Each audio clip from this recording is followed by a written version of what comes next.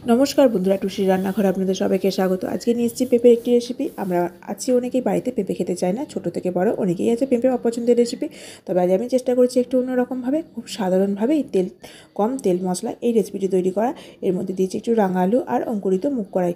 এইভাবে করে দেবেন পেঁপের রেসিপি। আশা করি আপনাদের রুটি পরোটা দুটোর সাথে খেতে কিন্তু ভীষণই ভালো লাগবে।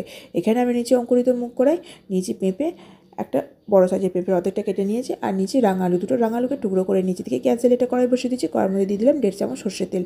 তেলটা গরম হয়ে যাওয়ার পর গ্যাসটাকে লো ফ্লেমে দিয়ে এর মধ্যে দিয়ে দিলাম 1/2 চামচ গোটা জিরে, দুটো ছোটো এলাচ, একটু দারচিনি আর 3টে লবঙ্গ, একটা তেজপাতা আর একটা শুকনো লঙ্কা। ফোড়নটাকে খুব ভালোভাবে আগে ভেজে নেব 1 থেকে 1.5 মিনিট সময় ধরে। যখন ফোড়ন থেকে একটা সুন্দর গন্ধ বেরোবে তখন আমি এর মধ্যে দেবো 1 চিমটি হিঙের গুঁড়ো। হিংটা পাশে আমি রেখে দিলাম। দেবো 1/2 চামচ উঁচু করে আদা বাটা। তবে এর মধ্যে অবশ্যই আপনারা 1 চিমটি হলুদ দিয়ে দেবেন, নাহলে কিন্তু তেলটা ছিটকে আদা থেকে গায়ে পড়বে। এই যে তেলটার মধ্যে 1 চিমটি আমি হলুদের গুঁড়ো দিয়ে দিলাম। তারপরে আদাটা আর হিংটাকে একটু তেলের মধ্যে নাড়াচাড়া করে নেব, যতক্ষণ না আদা থেকে একটু কাঁচা গন্ধটা কেটে যায়।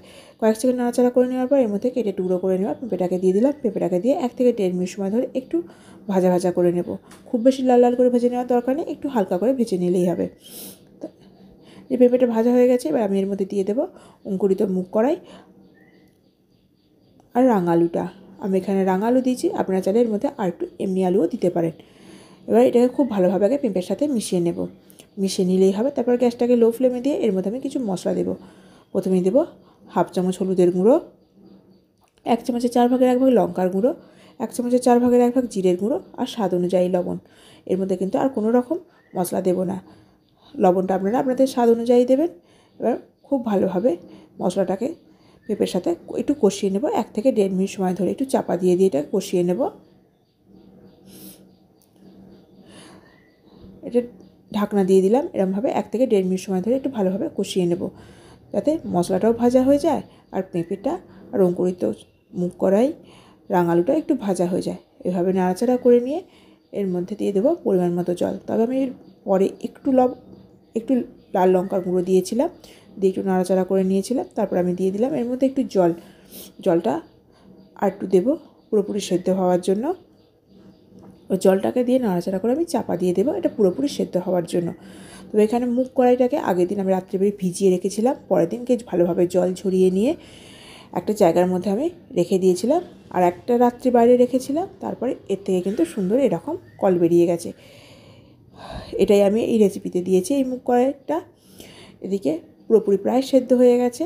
পেঁপেটা রাঙালুটা এর মধ্যে দিয়ে দিলাম 1 চামচ আখের গুড় আর একটা চিড়ে নেওয়া কাঁচা লঙ্কা। খুব ভালোভাবে মিশিয়ে দিলাম তরকারির মধ্যে। দেখে নিন বন্ধুরা, মুগ কড়াইটা এখানে প্রায় সেদ্ধ হয়ে গেছে। এবার এটাকে খুব ভালোভাবে মিশিয়ে দিয়ে চাপা দিয়ে দেবো আরও 2 মিনিটের জন্য।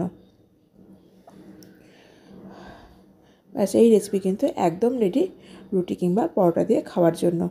এবার গ্যাসটাকে বন্ধ করে দিয়ে সবশেষে দিয়ে দিলাম 1 চামচ ঘি। আপনারা চাইলে সবশেষে একটু গরম মশলার গুঁড়ো দিতে পারেন। আমি এখানে গরম মশলা ফোড়ন দিয়েছিলাম বলে আর গরম মশলার গুঁড়ো দিলাম না। এবার ঘিটাকে দিয়ে চাপা দিয়ে দিলাম 2 মিনিটের জন্য। তারপর ঢাকনাটা খুলে খুব ভালোভাবে নাড়াচাড়া করে ঘিটাকে মিশিয়ে নিলাম। এবার এটাকে আমি একটা জায়গার মধ্যে নামিয়ে নেব।